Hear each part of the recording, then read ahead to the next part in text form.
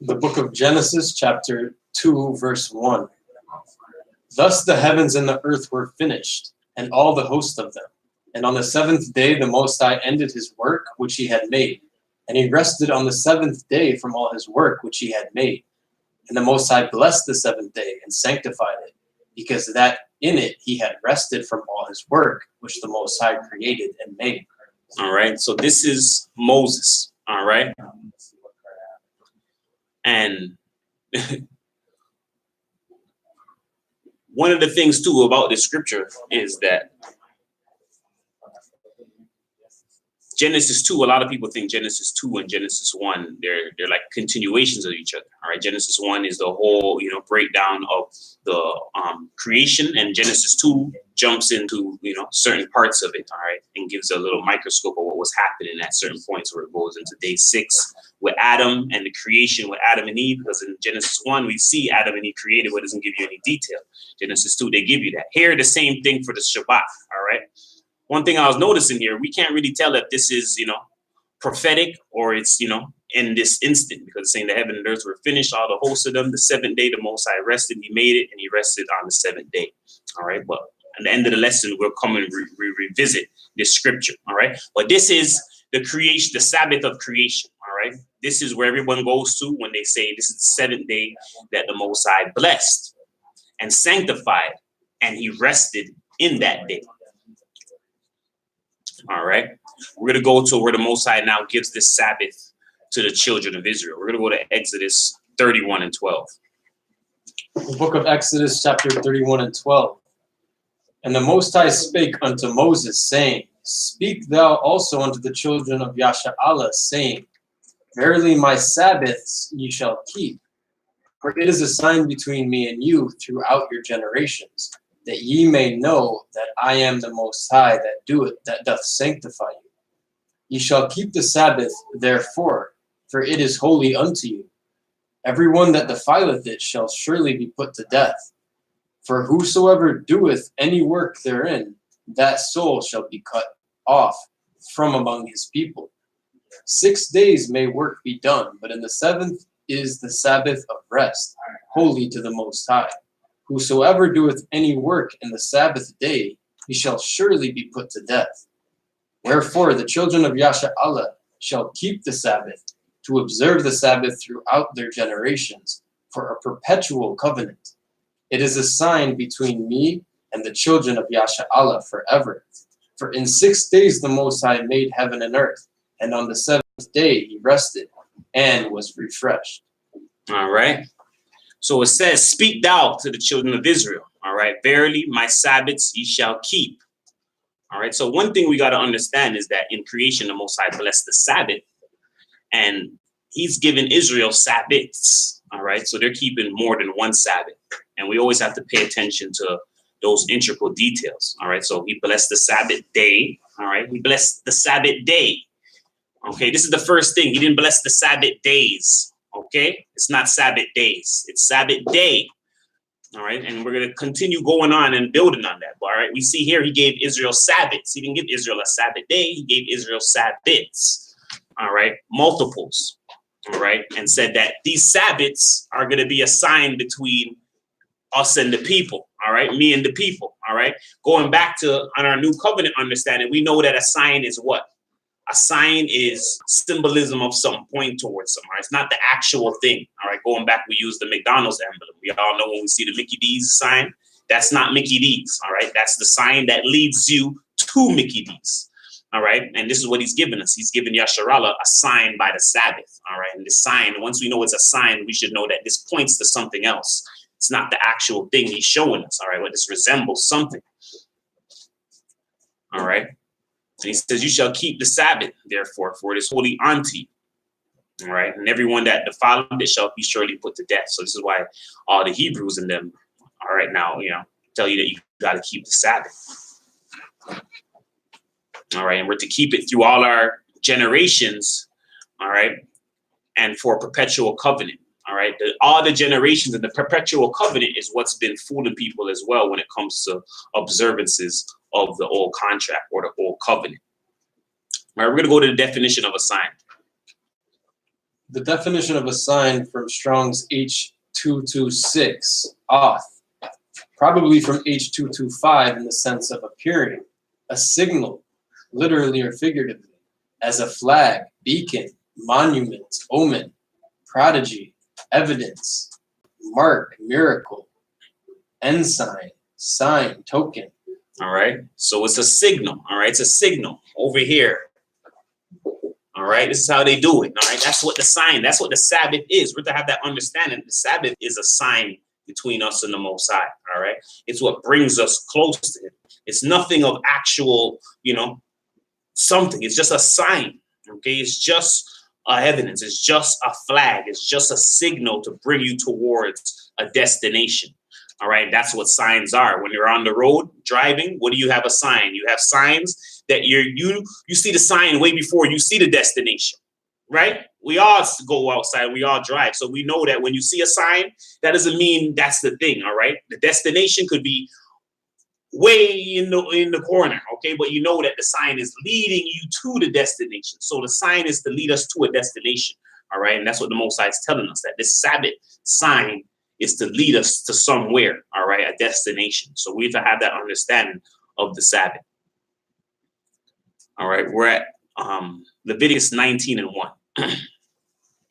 The book of Leviticus, chapter 19, verse 1. And the Most High spake unto Moses, saying, Speak unto all the congregation of the children of Yasha'Allah, and say unto them, Ye shall be holy, for I am the Most High your power, am holy. You shall fear every man his mother and his father, and keep my Sabbaths. I am the Most High your power. All right. So when he's speaking to Yasharallah, all right, the Most High, we all know in creation, the Most High blessed the Sabbath day.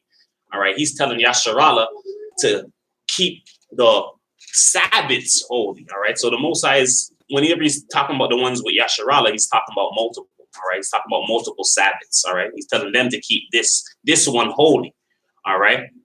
And another wording here is the Most High is asking them to keep this Sabbath holy. All right. When we go to Genesis 1, he's telling us that he made that day holy and sanctified it. So why would he need to ask us to keep it holy? And, these are the little integral things that we need to keep in mind when we're reading the scriptures. All right. And now that we see how the Most High, now I'm seeing how the Most High operates, I can kind of see his wordplay, how he's dealing with the stuff. All right, so in creation, he tells us he blessed the Sabbath day, sanctified it, rested in it. He's giving Yasharallah Sabbaths and asking them to keep it holy. All right, which we already know, just according to Genesis 1, he made that day holy already. All right, but we're going to get more understanding. All right, we're going to see that Yasharallah, these same Sabbaths that he told Yasharallah to keep, all right, the children of Israel, we're going to see that they profaned these Sabbaths. And we're going to go to Ezekiel 22 and 26 to show that. The prophet Ezekiel, chapter 22, verse 26. Her priests have violated my law and have profaned mine holy things.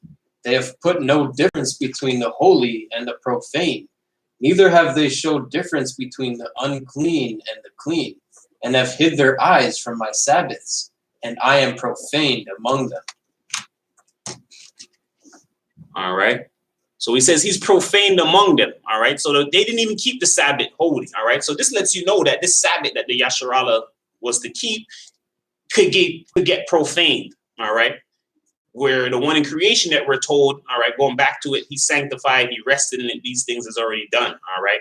So the ones that he gave us are the ones that are able to be corrupted because he asked them, to keep it holy. And we're seeing now that he didn't keep it holy. So those Sabbaths got profane. Those Sabbaths were never holy, all right, because they profane the holy things, all right, and they hid their eyes from his Sabbath. So he's letting us know how the nature of the Sabbaths that he gave to Yasharallah was. So we have confirmation that the Sabbaths were never kept holy, all right, and he told us that the Sabbath day is a holy day, all right, and none of the Sabbaths were kept holy, according to the scripture. Read Ezekiel 22 and 26 again. Her priests have violated my law and have profaned mine holy things. They have put no difference between the holy and the profane. Neither have they showed difference between the unclean and the clean, and have hid their eyes from my Sabbaths, and I am profaned among them. All right, so all the Sabbaths were profane. They violated the Sabbaths. The Sabbath day was never kept holy, okay? In Yasharallah, they didn't keep the day holy, All right. They weren't doing the things they were supposed to. All right. The Most High has given us evidence of that. All right. We're going to go to Isaiah 1 and 12. The prophet Isaiah chapter 1 verse 12. When ye come to appear before me, who hath required this at your hand to tread my courts? Bring no more vain oblations. Incense is an abomination unto me. The new moons and Sabbaths, the calling of assemblies, I cannot away with. It is iniquity, even the solemn meeting. Your new moons and your appointed feasts my soul hateth. They are a trouble unto me. I am weary to bear them. And when ye spread forth your hands, I will hide mine eyes from you.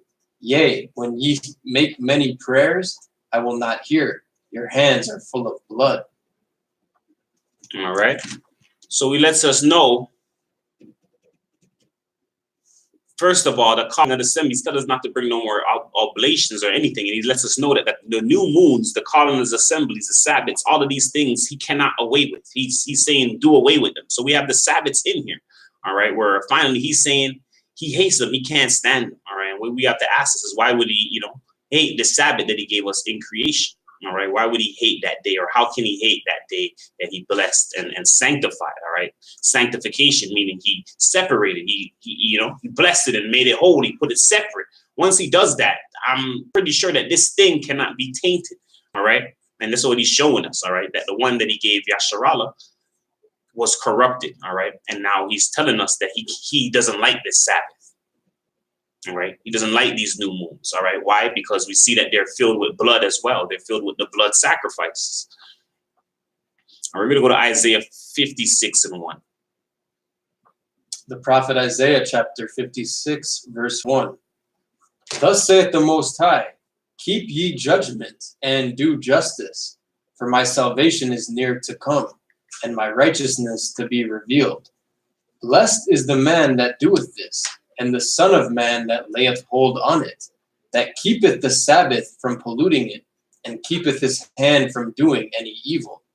Neither let the son of the stranger that hath joined himself to the Most High speak, saying, the Most High hath utterly separated me from his people.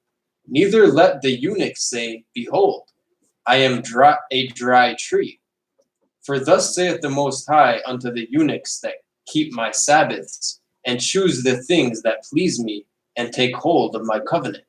Even unto them will I give in mine house, and within my walls a place and a name, better than of sons and of daughters. I will give them an everlasting name that shall not be cut off. Also the sons of the stranger that join themselves to the Most High to serve him, and to love the name of the Most High, to be his servants, every one that keepeth the Sabbath from polluting it, and taketh hold of my covenant. Even them will I bring to my holy mountain, and make them joyful in my house of prayer. Their burnt offerings and their sacrifices shall be accepted upon mine altar, for mine house shall be called an house of prayer for all people. The Most High Power, which gathereth the outcast of Yasha'Allah, saith, yet will I gather others to him, beside those that are gathered unto him. All right. And this is a lot of fulfillment going on here. All right. So he says, blessed is the man that does the Sabbath day. All right. That keeps it from polluting it and from doing any evil. All right. So he's letting us know the person who will observe the Sabbath correctly. And we're going to see who is observing the Sabbath correctly and what happens when Yasharallah observed the Sabbath correctly. What was the end goal for the Most High if the Sabbath day is observed and done correctly? We're going to see that. But he's letting us know in here what happens. All right. This is what's going to happen to the person that keeps the Sabbath days and observing them correctly. All right. The eunuchs that keep the Sabbath, that choose the things that please them, that take hold of the covenant. Which covenant? All right. We know that this is the new covenant. All right. Why? Because we're in Isaiah. The covenant's already there. All right. These are the ones that's going to take hold of his covenant. All right. He's going to give them his house. All right. A walls, a place better than that of sons and daughters. All right, I'm going to tell you that name there is Christians. All right, these people eventually are going to be the ones that seen the light, and they became what? They're no longer sons of the Most High. They're all named Christians, going back to them. All right, anointed ones. All right, greater than a son or a daughter of the Most High. You could be a son or a daughter of the Most High, but you're not anointed.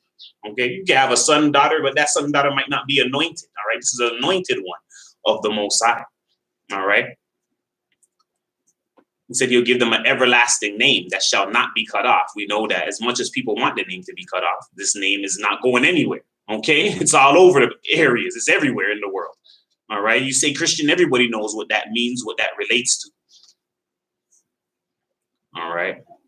And it says the sons and daughters that join themselves to the Most High to serve him, that love the name of the Most High, to be his servants, everyone that keep the Sabbath from polluting it, that taketh hold of the covenant, even them he's going to bring to the holy mountain. All right. To make them joyful in the house of prayer. And it says that the Most High's house of prayer is going to be a prayer for all people. And a lot of people think this is the actual kingdom of the Most High, like when it's to come. The kingdom already came. The kingdom is here. Okay, the kingdom is the church. So in his church is a what? Everybody knows a Christian church is what? It's a what? Everyone could go there, right? Any nation, any kindred, anybody. You say, come to my, no one's going to be like, oh, what race are you? Or, you know, if you go to a Muslim, if you go to any other one, that's going to be, okay, what are you, you know? The question is there. We know that within this structure, you know, Christianity, the Christian church, it's a house, a prayer place for all people. Well, yeah, when you look at in actuality, you think of Islam, you think of the Arabs, you think of Hinduism, you think of the Indians. With Christian, there's no nationality or face to it like that. There's no nationality tied to it. Yeah. All right, it's universal for all kindreds. Okay, nations and tongues. Like if a black person or a Negro is Islam, a lot of the Arabs, they don't respect them. Mm-hmm. I'm not talking about Elijah Muhammad teachings. I'm talking about the ones that actually follow Islam. Yeah. They don't respect them. The Pakistanis and all of that, they're like, those aren't the real Muslims. Mm-hmm. Yeah. Yeah. Let's see. So it's the only place, all right, only culture that openly accepted, all right, openly going out to get Gentiles. All right, we're gonna see how much so that they openly go out, you know, in the coming lessons, how much so that, you know, these people try to convert. But here we see that once again, this is fulfillment. So the person who's gonna keep the Sabbaths is gonna then be given these things. All right. So the person who keeps it correctly. So there's an end goal for this. The Most High is saying that if someone observes these things correctly, there's something at the end for them. All right. And this is what he's telling us was at the end for them. They're gonna have a name better than sons of daughters, and I'm gonna show you that that name is Christian, an everlasting name. All right. That's not gonna be cut off. All right. And that they're gonna have a house of prayer for all people. And we all know that these places are houses of prayer for all people, showing us that this scripture has been fulfilled as well. All right. A lot of people will try to bring these things to the end times. All right. This has been happening. All right. We're going to also go to Lamentations 1:1. All right. And one thing as well, we see that when we came into the Hebrew understanding, what gets the Hebrews especially is that we get an anger when we see people that are not keeping our customs. All right, this is what kind of drives the movement. Oh, people are not doing our things. People forgot about our things. People are not observing our things. You know what I mean? People aren't, you know, remembering our things. And that's what they want to go out in the street corners and preach it and make everybody come to a remembrance of their customs. All right, but we're going to go to Lamentations 1:1 to see what the Most High says about these customs. The book of Lamentations, chapter 1, verse 1. How doth the city sit solitary that was full of people? How is she become as a widow? She that was great among the nations and princes among the provinces. How is she become tributary? She weepeth sore in the night, and her tears are on her cheeks. Among all her lovers she hath none to comfort her. All her friends hath dealt treacherously with her. They are become her enemies. Judah is gone into captivity because of affliction, and because of great servitude. She dwelleth among the heathen. She findeth no rest. All her persecutors overtook her between the straits.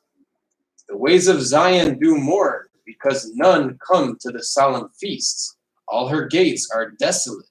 Her priests sigh, her virgins are afflicted, and she is in bitterness. All right. So we see here, all right, Judah's gone into captivity. All right. The place that was, you know, gloriful and all of this, she's sitting a widow now. All right. And she's become tributary. And the people have gone into captivity because of great affliction. All right. The Most High then goes on to say The ways of Zion do mourn, because none come to the solemn feast. All right, and her gates are desolate. So this is letting us know this is prophetic as well. This is when the place is going to be desolate, when no one was going to be there. All right. No one's coming to the feast days no more. Why? People are not understanding these feast days of the old covenant. They had to be done in the land. All right. We're understanding that now. They were tied to a certain landmark. All right. So people couldn't keep the feast days. Her feast days are not operating no more. Her gates are desolate. You know, the areas where these things was happening is desolate. All right. Continue for us. Verse 5. Her adversaries are the chief. Her enemies prospered. For the Most High hath afflicted her for the multitude of her transgressions. Her children are gone into captivity before the enemy. And from the daughter of Zion, all her beauty is departed. Her princes are become like harts that find no pasture, and they are gone without strength before the pursuer. Jerusalem remembered in the days of her affliction and of her miseries all her pleasant things that she had in the days of old, when her people fell into the hand of the enemy, and none did help her. The adversaries saw her and did mock at her Sabbaths. All right. So here we see Jerusalem remembered in the days of her affliction, her miseries, all her pleasant things she had in days of old fell into the hand of the enemy. All right. The adversaries saw her. They even mocked the Sabbaths. All right. So first of all, this is another thing. So the Sabbath, the great Sabbath that the Most High sanctified and blessed, is now being mocked. With the Most High allow his true Sabbath, his Sabbath that he is dealing with, all right, that he blessed and sanctified and separated. Now we're saying that this same Sabbath has been mocked by the children of Israel. All right. These are the Sabbaths he gave children of Israel. And we're going to go into the ones that know these Sabbaths. These Sabbaths are the 52 Sabbaths. There's 52 of them in the year. All right. So it's not one Sabbath. You know, the children of Israel was given 52 Sabbaths to keep throughout the year, multiple Sabbaths. All right. In creation, we hear of one Sabbath being blessed. All right. Always keep that into mind. There's one Sabbath that was blessed, sanctified, and he rested it. All right. He then gave Yasharallah multiple Sabbaths to observe. All right. And this is 52 of them to be exact. All right. That goes throughout a year. And then other ones that go through, we have Jubilee Sabbath and all these different Sabbaths. All right. Continue. Verse 8. Jerusalem hath grievously sinned, therefore she is removed. All that honored her despise her, because they have seen her nakedness. Yea, she sigheth and turneth backward. Her filthiness is in her skirts. She remembereth not her last end. Therefore she came down wonderfully. She had no comforter. All right, so this is the Most High telling us the prophecy that happened. All right, he said he took Jerusalem grievously sin. And we know what those sins are. All right, rejection of the Messiah, rejection of the covenant that he had in hand, that he wanted them to sign. All right. The nations that honored her now despise her. And we're seeing, why would a lot of people despise these people now? Because they've seen her nakedness. All right. They've seen her exposed. All the things that was hidden, all the dirty things that you were doing that was hidden, the Most High exposed that now. So the nations know you're not God's people. You're not holy people. This is what you guys do. All right. And that's the attitude that kind of switched to the children of Israel. And we're seeing that the Most High is the one that caused that. All right. Or Yasharallah caused it. The Most High is the one that just executed it. All right. So the nations seen her nakedness. They seen her filth. All right. She sighed. She turned backward. Her filthiness is in her skirts, because he's talking to her like a woman. When you talk about a woman's filthy in her skirt, and you've seen her nakedness and you don't want it no more. This is what he's telling you. He's giving us the law of nature. Okay. When you see a woman, the nakedness, and the nakedness ain't right. Everything was beautiful before. You're like, whoa, whoa, whoa. What was I about to, wait, what was I about to go into? You know what? Let me back up now. I didn't see the nakedness before, because when you don't see that, that's what happens too. And this truth too, as well. All right. People go through this. I'm going to choose a wife. I can't see this and that. I can't, and then, yeah, you see the nakedness, and now, things has changed, or, feelings has changed. So this is what he's telling us happened with the nations when they seen Yasharallah. They seen her nakedness and it didn't look right.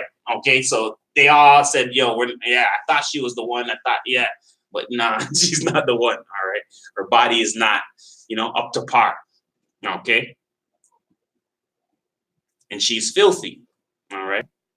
So that's how the nation started to look at Yasharallah and her Sabbaths and everything she started to deal with. And the Most High caused her things to stop being remembered, because when the people was coming to Yasharallah and their fame was going out, and everyone was talking about this stuff. Now, when we're even looking through the history, nobody's keeping, nobody was spreading Yasharallah's stuff. All right, even their language, everything was hidden. Everything has to be dug back up and researched heavily to get, because no nations are keeping these customs or anything anymore. All right, they all threw it away, knowing how the nature of the people actually are. All right, and she had no comforter. All right, she remembered not her last sin. That's what the people do. A lot of people don't remember the last things that happened with our nation. This is the key thing of understanding what's happening to us right now. And this is what us as a church is beginning to get to. We're getting to the exact what happened, what took place, how it went down, the mind state of the people, the words that was said. We're getting into the nitty gritty. We want to know exactly what took place, even how it happened. How do we, the day it happened? We want to know everything, all right? Because this is what makes us understand the things that are at hand. All right, so that means that we're going to go to Lamentations 2 and 2.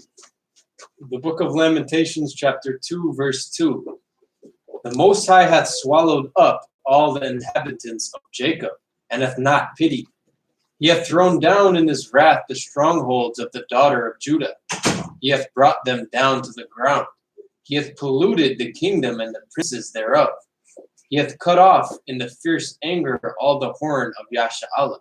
He hath drawn back his right hand from before the enemy, and he burned against Jacob like a flaming fire, which devoureth round about. He hath bent his bow like an enemy.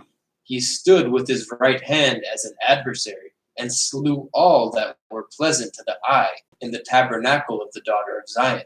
He poured out his fury like fire. The Most High was an enemy. He hath swallowed up Yasha'Allah. He hath swallowed up all her palaces. He hath destroyed his strongholds, and it increased in the daughter of Judah mourning and lamentation. And he hath violently taken away his tabernacle, as if it were of a garden. He hath destroyed his places of assembly. The Most High hath caused the solemn feasts and Sabbaths to be forgotten in Zion, and hath despised in the indignation of his anger the king and the priest. The Most High he hath given up into the hand of the enemy the walls of her palaces. They have made a noise in the house of the Most High, as in the day of a solemn feast. All right. So it says the Most High swallowed up the inhabitants of Jacob. All right. He has no pity. All right. He's thrown down. Okay. The wrath has taken the stronghold of the daughter of Judah. He's brought them down to the ground. He polluted the kingdom, the princes. He cut off in his fierce anger the horn of Israel, all right, the leaders, the top part.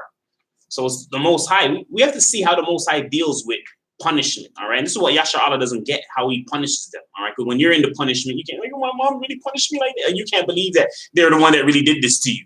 Like, Mom, no. Like, that's when you usually, that's when that's when you really start crying. You're like, what's my mom really doing this to me? It's for real. The beating is for, and this is what he's doing, all right? The thing that you never thought he would do. That's what a punishment usually comes to. When a parent beats you the first time, when you usually get this, like, whoa, it usually comes to you like you didn't think it would go that far. You didn't think you would get that. You didn't think it would be like, and especially when you get it, you get a certain feeling like you're really done wrong, and it makes you cry even more. It makes you even more angry. Maybe that's why our people are so angry right now, what they don't understand. Because when your parent beats you, you get more angry, you get more upset. It's a little beating and you get more louder than you're supposed to be. They didn't even touch you yet and you start crying and you're getting loud. Okay? And that's what they've been doing, all this punishment, all the things they've been getting on Yasharallah. We see that they're loud, they're this, no one's even touching them, and they're ready to go and yell. And this is what happens when people are getting beaten by the parent. All right, and it's the Most High that's been doing this. It's the Most High saying it the whole time. He's the one cutting them off. He's the one that's treating them like an enemy. So they be like, oh yeah, enemies took us down. No, the Most High is an enemy. You're the Most High's enemy. And we're seeing that they're enemies of the new covenant. They're enemies of Christ. So the Most High is going to treat them like an enemy. He's going to take them down like an enemy. He's going to rough them up like an enemy. He's going to arrest them like an enemy. He's going to have to treat them just like that. And we're seeing in the scriptures, that's what he's saying. All right. He's even causing the feast, the solemn feasts and the Sabbaths to be forgotten. All right. So he's the one that make the Sabbaths be forgotten. All right. But he also showed us that there's people who's going to accomplish these Sabbaths, and we're going to see what happened with them. All right. But the Sabbaths that the nation is keeping, we're eventually going to be forgotten. All right. He's going to hate his sanctuary, his altar, and put all of these things away. So we're seeing that the Most High directly hates these things now. He's not in accordance with it. So are we to say that the Most High hates this Sabbath that he blessed and sanctified in creation? All right. Because that's what it's seeming like he's saying, because he's saying he hates these Sabbaths. We're going to go to Ezekiel 20 and 10. The prophet Ezekiel, chapter 20, verse 10. Wherefore I caused them to go forth out of the land of Egypt and brought them into the wilderness. And I gave them my statutes and showed them my judgments, which if a man do, he shall even live in them. Moreover, also I gave them my Sabbaths to be a sign between me and them, that they might know that I am the Most High that sanctified them. But the house of Yasha'Allah rebelled against me in the wilderness. They walked not in my statutes, and they despised my judgments, which if a man do, he shall even live in them. And my Sabbaths they greatly polluted. Then I said, I would pour out my fury upon them in the wilderness to consume them. All right. So he said he gave them the Sabbaths as a sign, as a signal between him and them. All right. That they might know that he is Most High, that sanctified them. All right. But they rebelled against the Sabbaths. All right. They greatly polluted the Sabbaths once again. All right. We're at Ezekiel 20 and 19. Prophet Ezekiel, chapter 20, verse 19. I am the Most High, your power. Walk in my statutes and keep my judgments and do them. And hallow my Sabbaths, and they shall be a sign between me and you, that ye may know that I am the Most High, your power. Notwithstanding, the children rebelled against me. They walked not in my statutes, neither kept my judgments to do them, which if a man do, he shall even live in them. They polluted my Sabbaths. Then I said, I would pour out my fury upon them to accomplish my anger against them in the wilderness. Nevertheless, I withdrew mine hand and wrought for my name's sake, that it should not be polluted in the sight of the heathen, in whose sight I brought them forth. All right. So the Most High is letting us know from the wilderness they did this. From the wilderness, the Most High is going to slap them. He was going to, when your parents out in public, it's like, yo, I should slap you. And he's like, what? People is out here. I can't, what? You draw back the hand real quick. People is out here. So you know what? I'm going to give you 52 Sabbaths real quick. Okay. You're going to keep these. Okay. You're going to do these. Okay. Because I just took you out of there. I can't punish you right away. I just took you out. I can't slap you. Like, what would be the point me do all of that to the people? And as soon as I take you out, I'm going to slap you in front of them. What was the whole point of that? Okay. He just murdered all the Egyptians, took you out from them just to done you right in the wilderness. That whole thing was for naught then. So he's saying he held back the hand. He's like, you know what? From that time, I should have slapped. He's like, you know what? I'm going to hold that back. Okay. So I'm saying everything of this, we have to always go back to the law of nature. The law of nature gives us the intricate details that the scripture's not going to give you. Okay. That's the exact mannerism that he's saying. He said, yo, I was going to slap, but I withdrew the hand because, for the heathens out here. Okay. So we know as a parent dealing with somebody, that's the vibration that they're going to be in at that time. I'm going to slap you in public, but people's out here. It's going to look bad. Take it to home time. Okay. Where I'm going to slap you now because you made me draw back in front of the people. Yeah. Wait till we get home. Okay. Wait till we're in where no one can see what's going on. I'm going to slap you worse than what was outside. Because now I have to do it privately, all of that extra stuff. So that's what the Most High was saying the children of Israel did in the wilderness. Because we're saying when they're given the Shabbat, Moses told them to keep two things, to keep double the portion, and they didn't keep double the portion. The next day they came out and was walking about, and then he had to give them temple duties. All right, so that's what he's speaking about, where they are polluting the Shabbat. All right, so them polluting the Shabbat, the Most High was supposed to punish us, but he didn't. He held back, and then we still polluted the Sabbaths after that. So he couldn't hold back, and now we're far from the Egyptian times where he could accomplish that punishment on us that we've seen happen in Lamentations. All right, that he been wanting to give to us in our land, at home, on home base, because the wilderness is not home base. That wasn't home base. All right, so now in home, in our land, where the walls is up, all of that, he slapped us. Okay, and the heathen came in. So we're at Ezekiel 44. We'll finish that. Verse 23. I lifted up mine hand unto them also in the wilderness, that I would scatter them among the heathen, and disperse them through the countries, because they had not executed my judgments, but had despised my statutes, and had polluted my Sabbaths, and their eyes were after their fathers' idols. Wherefore I gave them also statutes that were not good, and judgments whereby they should not live.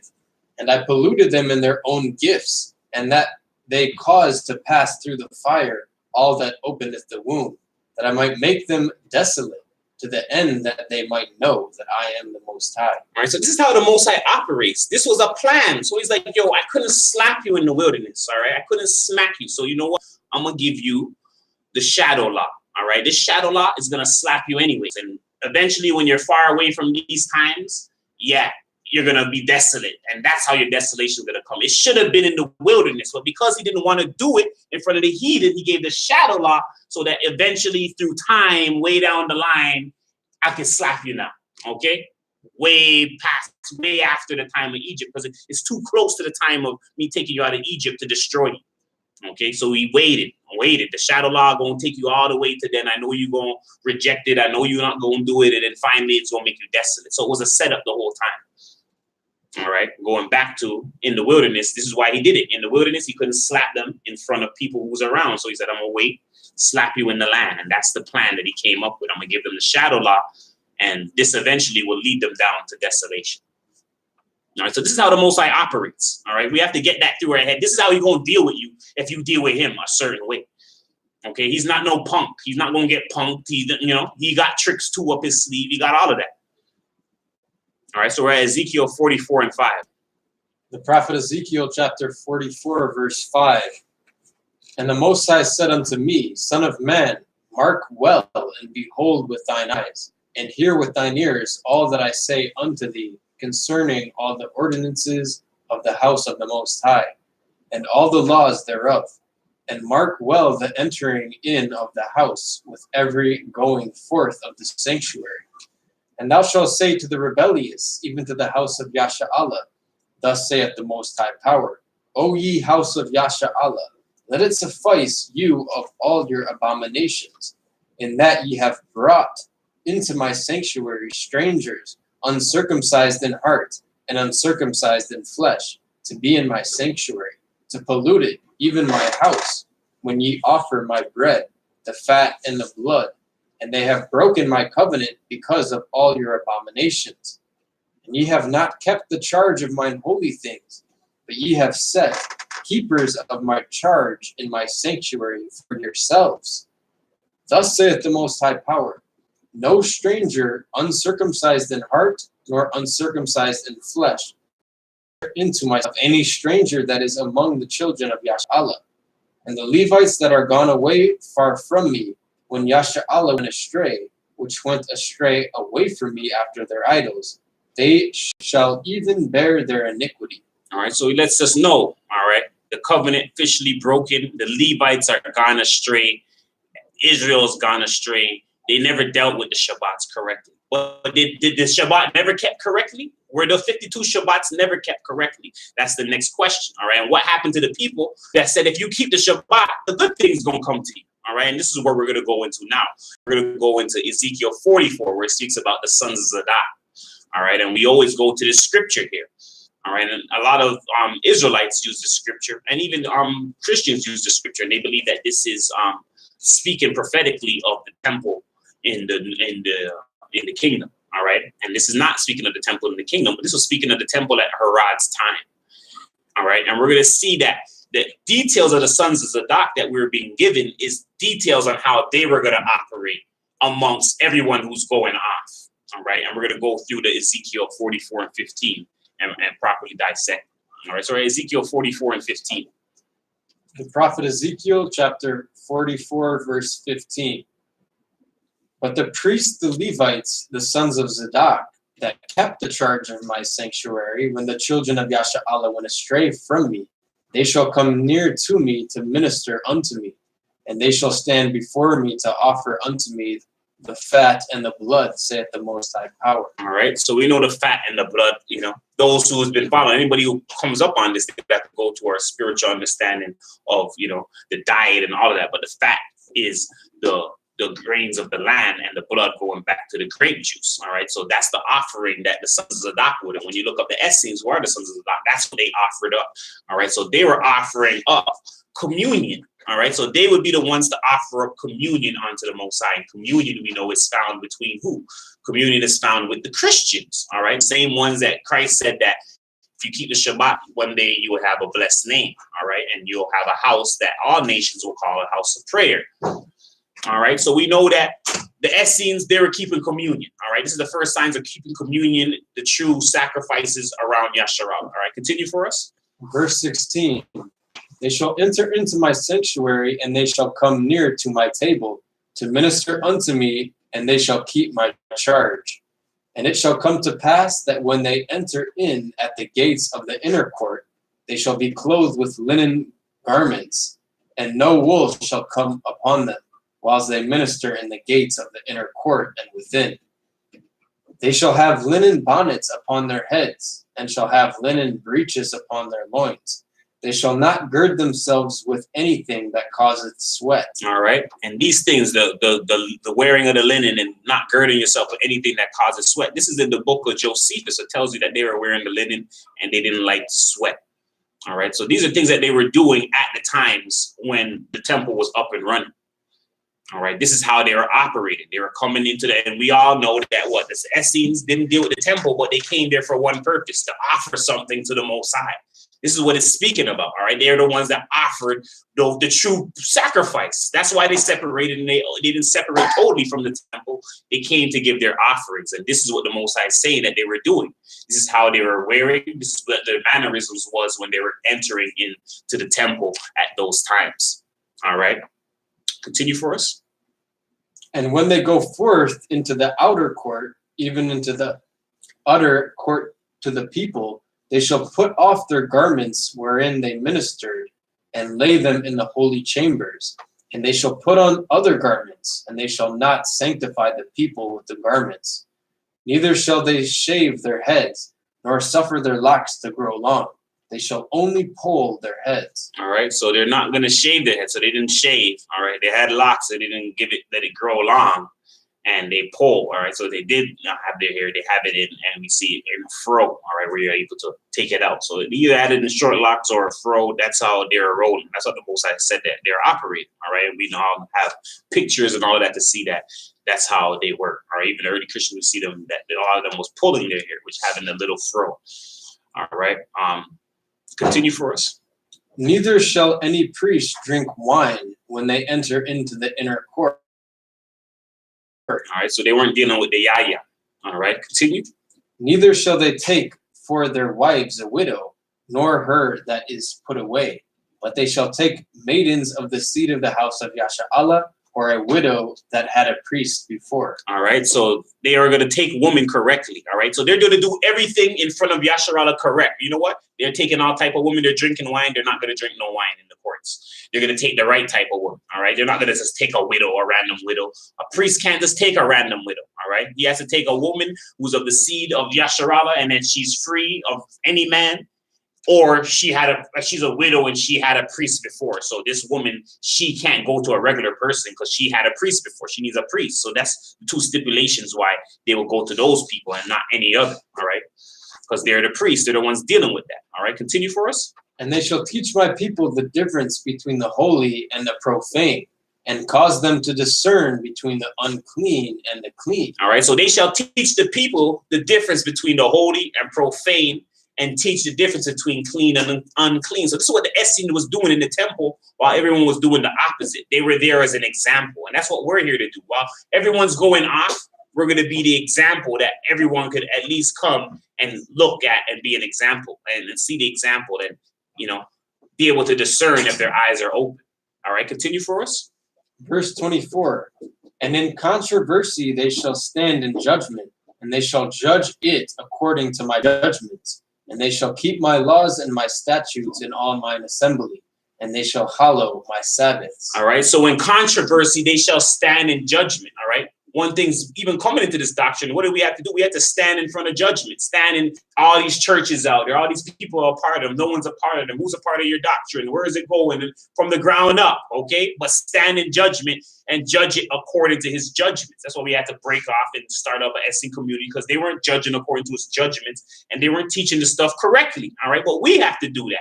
That's why we're called the SC community, all right? This is what they were doing. This is what the sons of Zadok's purpose was. Okay, and that's what they were doing at the land. They were the ones to do the true Sabbath. They're the ones to observe it correctly and do it in front of the people, so that at least the onlookers have the example there. So we've been doing that as best we can for the people with the information that we've been putting out. All right, and exactly the same thing the sons of Zadok was doing in the land at those times. And that's why the Most High used them. And we always use the scripture to point them out, but we didn't really understand what was going on there, that the temple's operating. They're coming amongst all the people, all Yasharallah, and observing the true way for it and hallowing the Sabbath. So these people kept the 52 Sabbaths, all right, correctly. All right, and that's what, you know, we were doing under them. We were observing the Sabbaths according to the Essenes, all right, not exactly according to the Essenes. These Essenes hallowed it even more so that they kept it holy. They didn't do certain things. We read the books where how much laws they had on them, all right, because going back to Matthew 5:17, all the laws are there until they have to be fulfilled. So they understanding this, know that their righteousness had to surpass the Pharisees. They make sure that they are extra clean, I'm extra this. So they hallowed the Sabbath. They didn't do nothing. They didn't sweat. They didn't even use the bathroom on that day. All right, so somebody did accomplish that. And somebody did get those promises of the name and the church. All right, we're going to go to Matthew 12:1. St. Matthew chapter 12, verse 1. At that time, Yeshua went on the Sabbath day through the corn, and his disciples were an hungered, and began to pluck the ears of corn and to eat.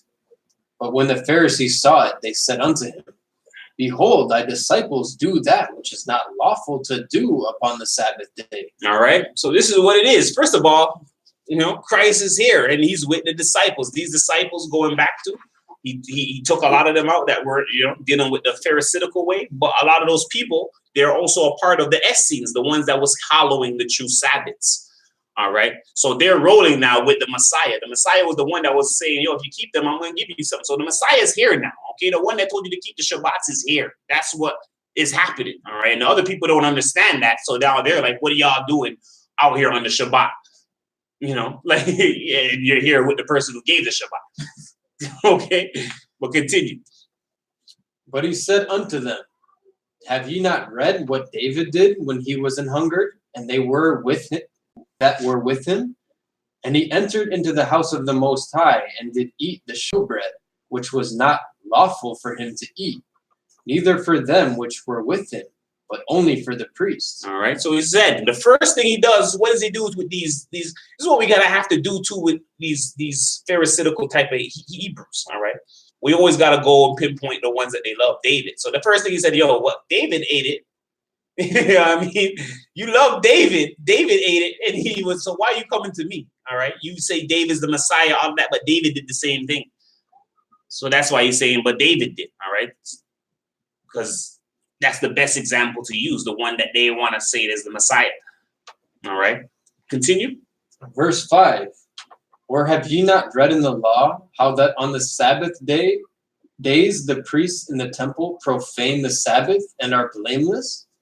But I say unto you, that in the place is one greater than the temple. But if ye had not known that what this meaneth, I will have mercy and not sacrifice, ye would not have condemned the guiltless. For the Son of Man is Lord even of the Sabbath day. All right, so he said, I'm master of the Sabbath day. I'm the one that gave you the Sabbath. All right, you don't know what this means. That, you know, first of all, you shouldn't even be dealing. You're not even dealing with the true Sabbath. That's what he's pointing to them. If you knew what I have mercy and not sacrifice, then you would be the one that come into the true rest of the Shabbat. Okay?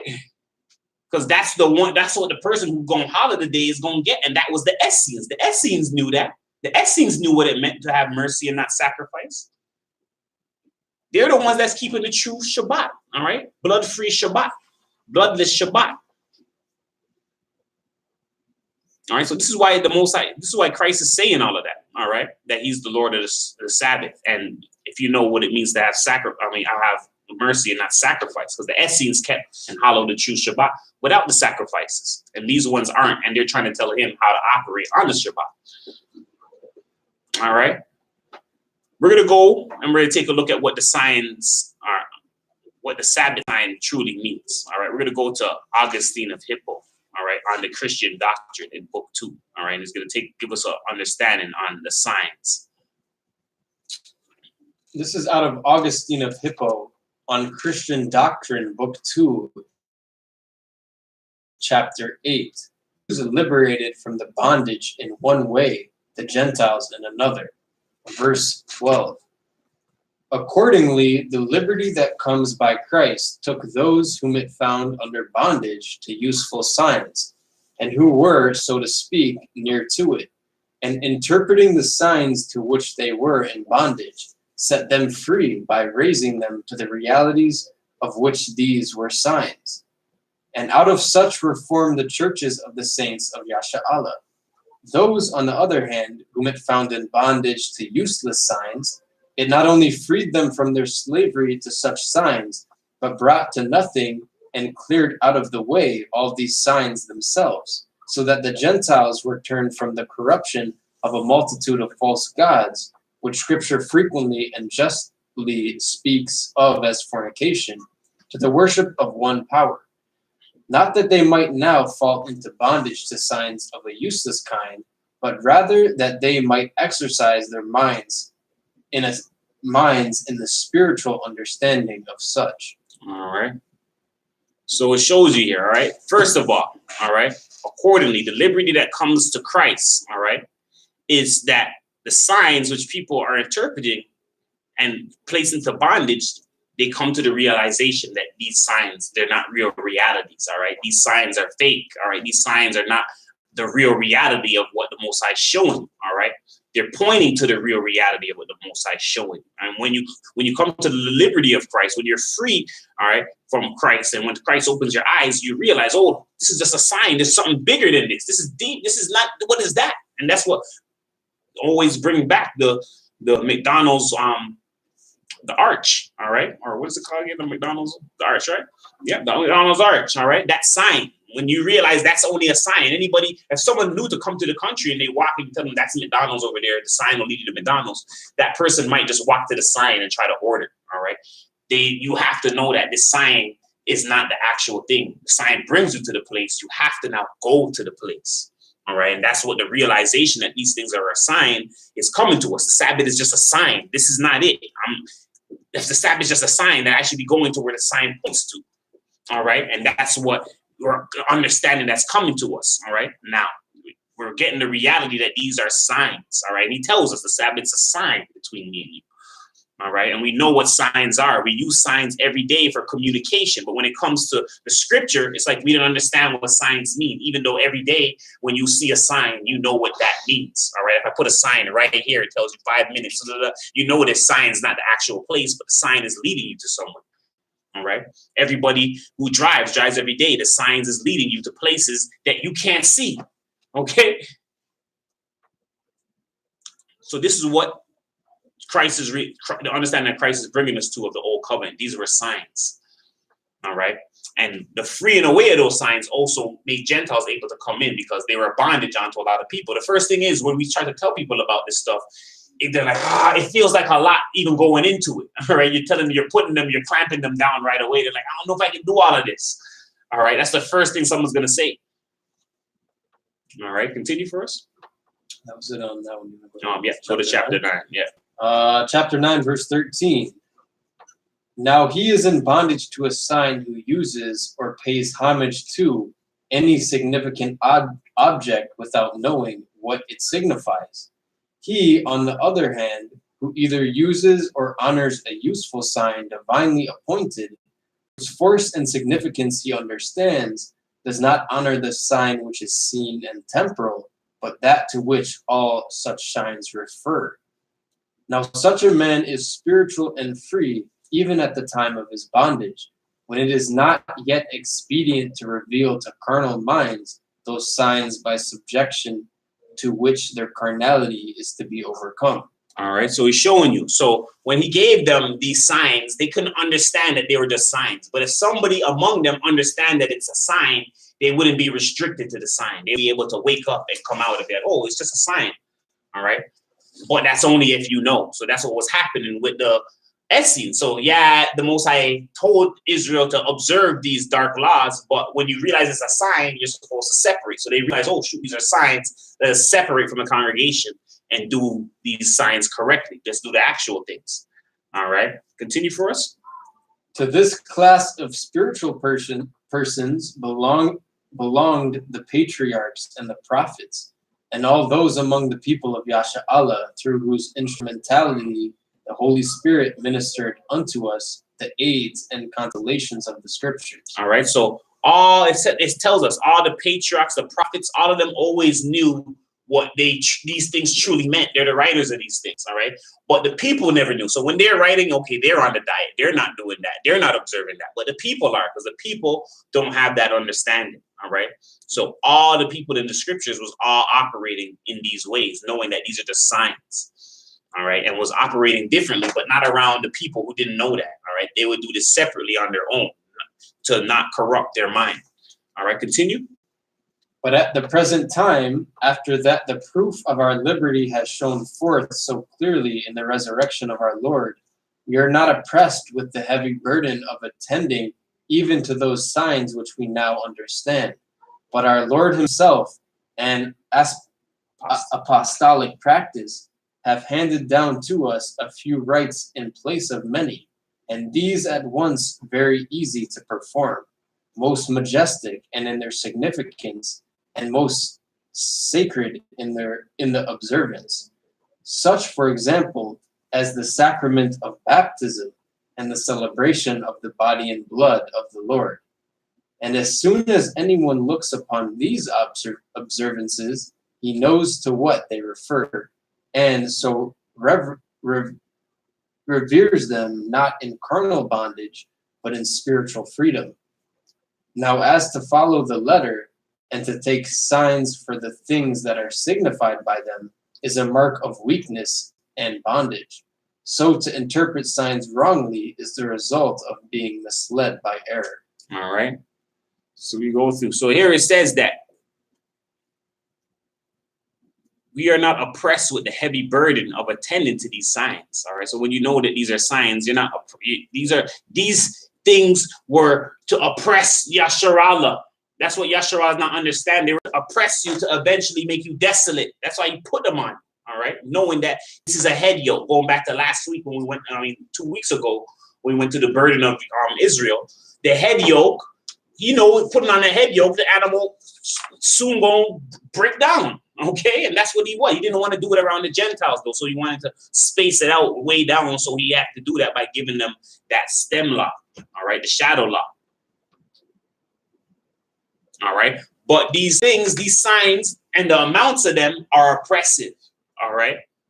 But he knows the ones that will perceive it will come out of that oppression, because if you're observing it like you're supposed to, you'll wake up and come out of it, all right? Because we always keeping the Shabbats. We were all doing the same thing.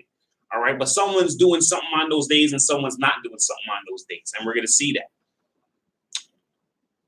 All right, and he showed us that he took away all these burdens and gave us a couple of ones. All right, the Christian faith doesn't have a lot of observances. All right, but they're special in their observances. He tells you the baptism, the body and blood of the Lord. All right, the communion. These are the two main things in there that we partake of. And these things are special and they're signs, but we're not in bondage to them. So Yasharallah was doing the Shabbat.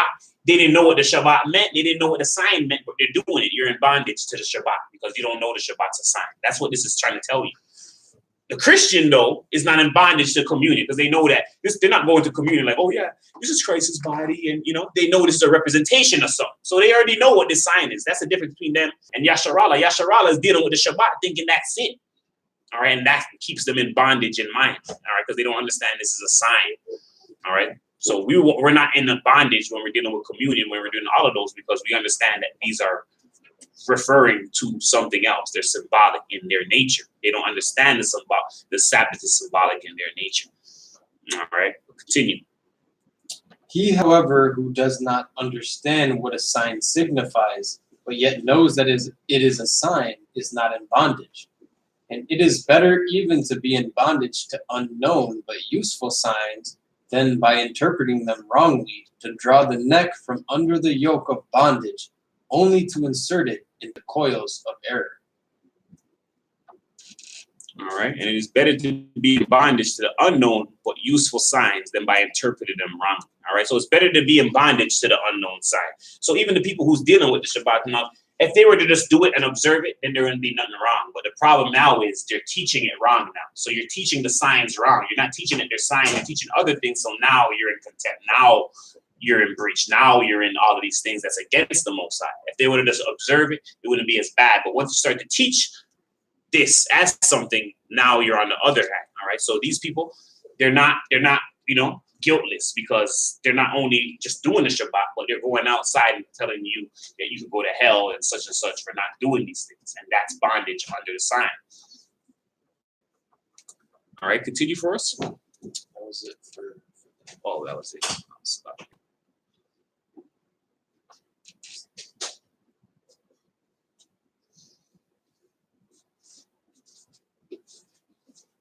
All right, so we're going to go to Hosea 2 and 10. Hosea chapter 2, verse 10. And now will I discover her laudness in the sight of her lovers, and none shall deliver her out of mine hand. I will also cause all her mirth to cease, her feast days, her new moons, and her Sabbaths, and all her solemn feasts. Jump right into it. For the Jews say that from the beginning the Most High sanctified the day by resting on it from all his works which he made. And that thence it was likewise that Moses said to the people, remember the day of the Sabbaths, to sanctify it. Every servile work you shall not do therein, except what pertains unto life. Whence we Christians understand that we still more ought to observe a Sabbath from all servile work always, and not only every seventh day, but through all time. All right. So the Christian understanding is that, you know what? We shouldn't be dealing with servile work any day.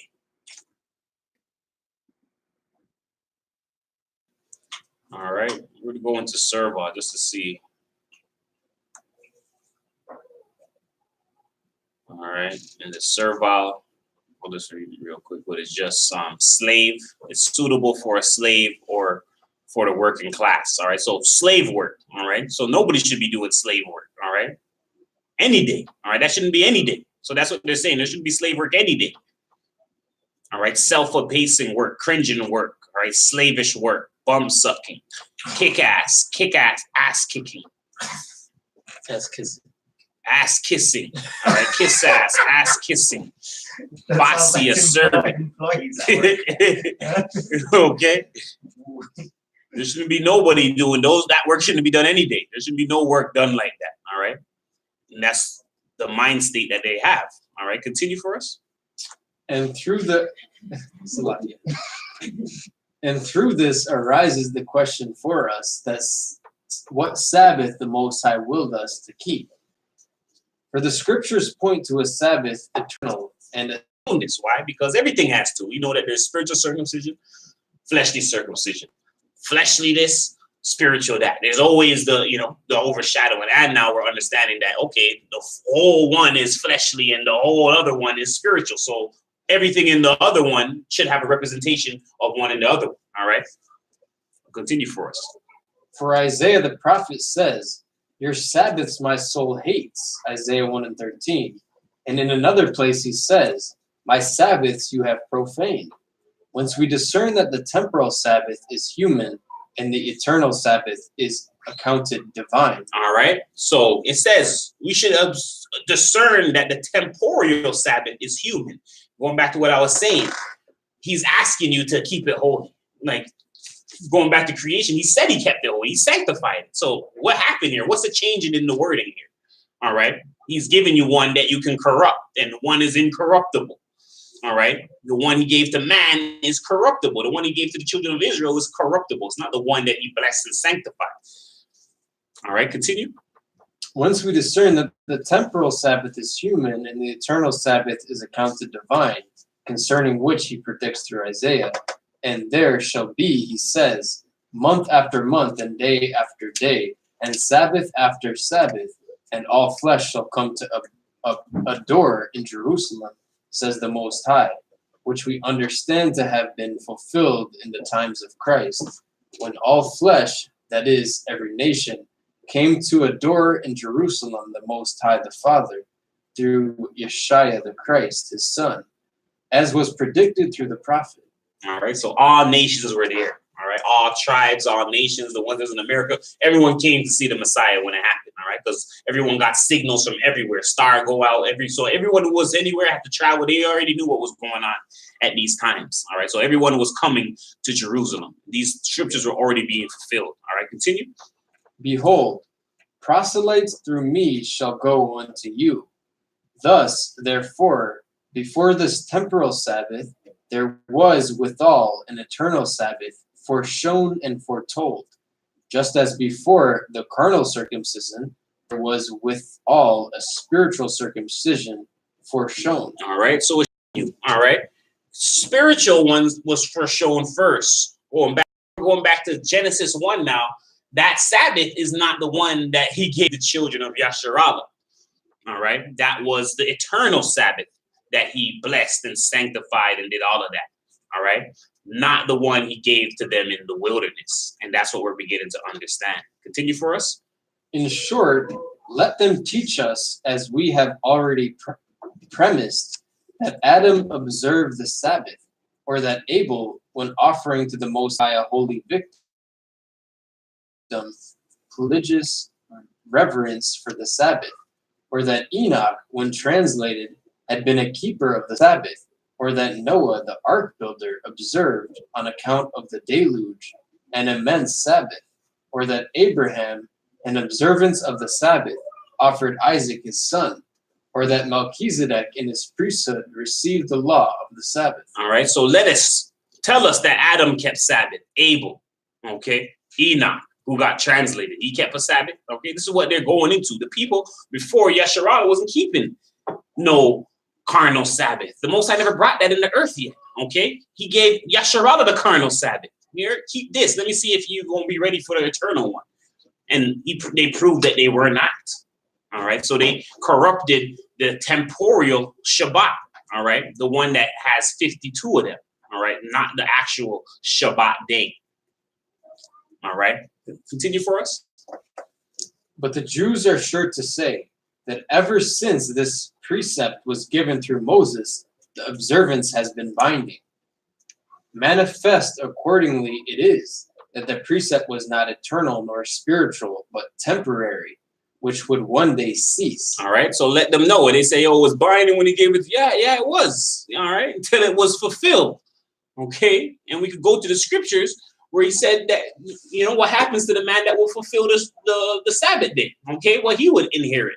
So there's an inheritance. That means there's a stoppage, because you gotta gain some. So at some point in time, it's gonna stop. But what they're thinking is the stopping of it is the kingdom when Christ comes back. That's their problem. Okay, everything people are just rewinding to when Christ. Yeah, it's when Christ breaks the sky. When's that happen? When Christ breaks the sky. A lot of these things happen when Christ came already. All right, and that's what's messing us up in the mind. Continue. In short, so true is it that it is not in the exemption from work of the Sabbath, that is, of the seventh day.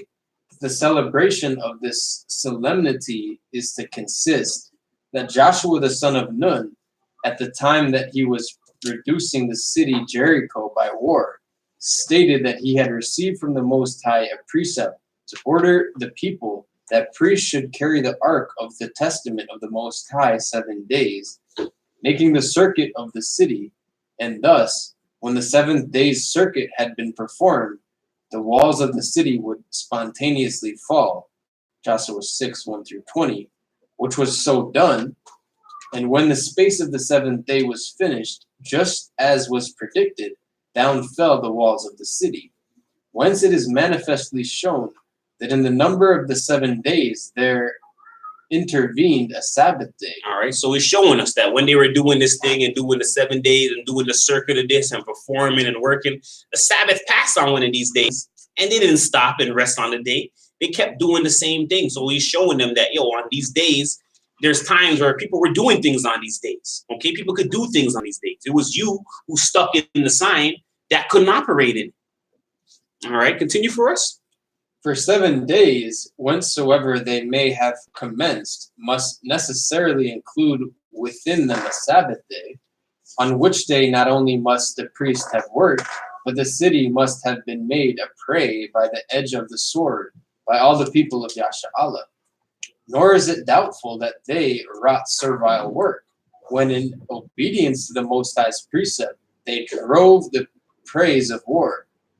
From the times of the Maccabees, too, they did bravely in fighting on the Sabbaths and routing their foreign foes, and recalled the law of their fathers to the primitive style of law by fighting on the Sabbaths. Nor should I think it was any other law which they thus vindicted than the one in which they remembered the existence of the prescript touching the day of the Sabbath. Whence it is manifest that the force of such precept was temporary, and respected the necessity of present circumstances, and that it was not with a view to its observance in perpetuity that the Most High formerly gave them such a law. All right. So here we have that even the Maccabees, they had to fight on the Shabbat. They had to do things. People were doing things on the Shabbat day. All right. So no, these people who had to do these things, were they going to go to hell because they did something on that day? Or this is what the Most High is showing, that he gave the restriction for those who, couldn't see. All right. But those who understand what it truly is, they were able to operate outside of it, knowing that, it's just a sign. I mean, it's here to keep me in order, but I can go outside the sign. Like, for instance, the sign tells you thing is over there, but you have to take that road to get there. If you know how to get there, you can go without the sign, right? You know how to get there. All right. The sign is just to help those who don't know. All right. So we're at the true Sabbath. I mean, we're at the Epistle of Barnabas, the true Sabbath and its nature. It's eternal in nature. All right. And Barnabas is going to give us that understanding. Epistle of Barnabas, chapter 15. The false and the true Sabbath. Further, also, it is written concerning the Sabbath in the Decalogue, the Most High spoke face to face to Moses on Mount Sinai.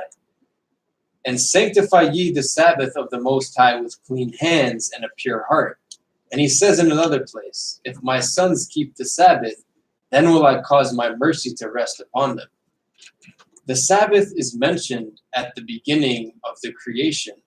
Thus, and the Most High made in 6 days the works of his hands, and made an end on the 7th day, and rested on it, and sanctified it. Attend, my children, to the meaning of this expression, quote, he finished in 6 days. This implieth that the Most High will finish all things in 6,000 years, for a day is with him 1,000 years. And he himself testifieth, saying, behold, today will be as 1,000 years. Therefore, my children, in 6 days, that is, in 6,000 years, all things will be finished. Quote, and he rested on the 7th day.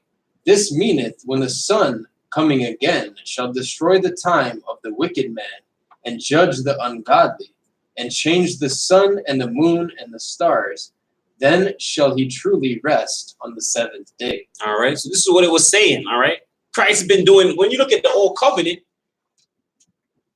Christ is doing works through the whole thing, okay? This is the doing the works of the 6 days. The Moses, Genesis 1 of the creation, and him saying the Sabbath day, the Genesis 2, that Sabbath day wasn't the one in the creation there, okay? That was an overlooking at the whole grand scope. And he's telling you that I've been doing works in the earth the whole time, the 6,000 years, okay? Because then when you go to the old covenant, who's doing the works? Who's popping up here and there and there? It's Christ, okay? It's Christ showing up on the battlefield, Joshua. It's him all over the place, in the bush and everywhere. All right. It's the word of the Lord. He's been doing the work the 6,000 years. Okay. Even right now, even when he went up, he came back and he's doing more. He wasn't resting. He's coming back on earth with the disciples, showing people, wounds, going this, gone back up. You know what? Let me come back down to Paul, wake Paul up. So he's not just twiddling his fingers and his thumbs up there. Okay. Work's being done. There's no rest. Okay, he's actually doing double work because he said what? He's going to what? To make mansions, all right? Many mansions and stuff. So building is going on. All that stuff is going on. So working is still going on. So this 6,000 year process of earth, during this time, the Messiah had been working. Okay, and when it ends, the Messiah will rest finally because he's not going to need to do no work. Everything will be done. He gets chill out and get his rest. That is the true Shabbat day in Genesis 2. Okay, not the one given to Yasharallah. And it all goes back to wording and dealing with the Essenes and coming through this way. We're getting real understanding into technicality of wording in the scriptures because this could change the grand scope of everything. All right. So that Genesis 2 Shabbat was an overshadowed Shabbat. It wasn't the one that was in creation. And we think that because Genesis ends and then it just goes straight to Genesis 2 and continues on the Shabbat. So people think that's a continuation. That's not a continuation. Okay? That is not a continuation. He just never mentioned the 7,000 year. He didn't do nothing. He created earth in 6 days. He only talked about it's a creation. 6 days of creation. There was nothing mentioned on the 7th day in the creation there. Okay? People assume that Genesis 2 is speaking about what happened after Genesis 1. And this is what it always goes to, the assumption. Okay, the Genesis 2 was an overview, an overshadow. All right, continue. Because how did he rest? Did he rest on the 7th day? When did the Most High rest? Okay, because then it said he rested. So when did the Most High rest on the 7th day? Because from what I heard, he was going and he was walking in Adam and Eve said, they felt his presence in the garden. Okay. He didn't create nothing after that, but there was no resting. Okay. No creation was going after. He didn't create anything new. All right. Everything that was created was recreating things of its own accord. All right. But nothing new, fashion new. All right. But he didn't rest. He didn't rest from works. All right. Dealing with stuff. Because after that, this happened to Adam. He had to curses had to go down. So he's working. He's doing things. All right. Going to the book of Adam and Eve. He had to come continuously deal with Adam. So this work was continuously being done. All right. So we know that cannot be the true rest. Continue for us. Moreover, he says, thou shalt sanctify it with pure hands and a pure heart. If therefore anyone can now sanctify the day which the Most High hath sanctified, except he is pure in heart in all things, we are deceived. All right. So you're deceived if you think that you can keep the Shabbat and not be 100% pure. Okay. None of us are 100% pure. Okay. We're fooling ourselves if we could ever think that. All right. And that's what they're telling you. This can only be done in the kingdom. All right. When he removes all the filth from you. Even Paul was telling us what? He has sin in him still. All right. He's waiting on Christ to destroy the body of the flesh and sin, which is inside of it. So he even himself knows that he's not pure, fully pure in heart. He's telling us what his thoughts were. All right. The law of sin that's within him. All right. So he can't even keep the Shabbat pure. All right. But continue. Behold, therefore, certainly then one properly resting sanctifies it, when we ourselves, having received the promise, wickedness no longer existing, and all things having been made new by the Lord, shall be able to work righteousness. Then shall be able to sanctify it, having been first sanctified ourselves. Further, he says to them, your new moons and your Sabbaths I cannot endure. Ye perceive how he speaks. Your present Sabbaths are not acceptable to me, but that is which I have made, namely this, when giving rest to all things I shall make a beginning of the 8th day, that is, a beginning of another world. Wherefore also we keep the 8th day with joyfulness, the day also on which Yeshua rose again from the dead. And when he made manifest himself, he ascended into the heavens. All right. So he says your present Sabbaths, the temporal ones, are not acceptable. These are what he was talking about. These temporary Sabbaths on the earth, I can't deal with them no more. Okay. I can't deal with that. You guys need to come to the true Shabbat and prepare for that one. All right. That we all, as a community, know that this is not the actual one. We all know that we're keeping this one, preparing for the actual one. All right. And we're not in bondage to this one. All right. Nobody should feel bondage. If you miss it, if you did this, you shouldn't be feeling bondage because you missed the Shabbat. What you should feel thing about is that you want to see the people. It's not about the Shabbat day. All right. So this, what we're doing here is not about the Shabbat day. Okay. This is the day that we choose to do the lesson on. We know this is a sign. We know it's all of that. No one's in bondage to the day, but there's also a command that, we got to link in. So that's all it's about, just linking in. But it's not about somebody missed the Shabbat or the holy Shabbat. No, we don't look at the day like that. Okay. It's just a sign. Okay. It's just to prepare us to the true thing. And all of us need to have that understanding in our mind. All right. But then it goes, wherefore we keep the 8th day. All right. Which is the Sunday. And we're going to go into that. Right? We're going to stop it here. But next week, we're going to go into that portion. All right. That upon understanding that the Sabbath was a sign now, Christ is giving a new sign now to his true followers. And that sign is the 8th day. Okay. And the 8th day sign is to prepare them for another thing that's pointing to. And this 8th day sign points to the new heaven and the new earth. All right. And that 8th day sign is the Sunday.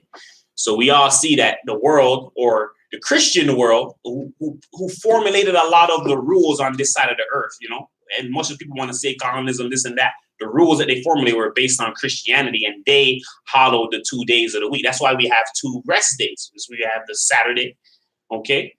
And then you have the Sunday, okay? So there's 2 days, all right? 2 observance days, all right? And we see that there. So the Sunday is within there, all right?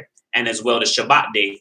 Both of these are signs, all right? One is a sign for the Jews that would lead them to Christ. And then when they received Christ, they would be turned into Christian race, and they receive another sign that leads to another promise, all right, which is the new heaven and the new earth. All right, but we're going to continue on the understanding of the Shabbats next week, all right, because it is a long lesson, and we're going to stop there, all right? And next week, we'll go into the 8th day now. So next week, we'll understand what is this new sign between him and the people. All right, so with that being said, I want to say our praises be unto the Most High Almighty Ahaya. This is the SC Community Church of Christ. My name is Brother Shamar. My name is Brother Jackson. All right, enjoy the rest of your Shabbat sign and have a good day.